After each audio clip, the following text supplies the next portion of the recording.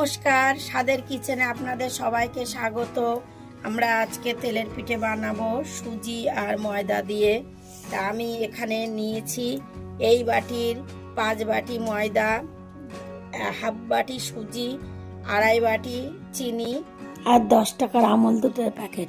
এবার ব্যাটারটা বানাবো। এবার এটাকে উষ্ণ গরম জল দিয়ে মাখিয়ে নেব।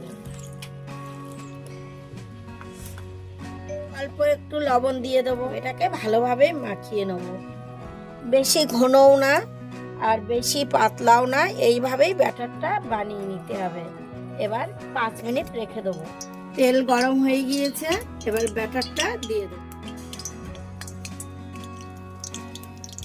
আস্তে আস্তে ফুলে উঠলো।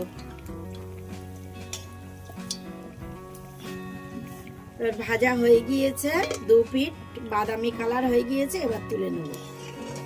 এইভাবে সমস্ত পিঠেগুলো করে নেব।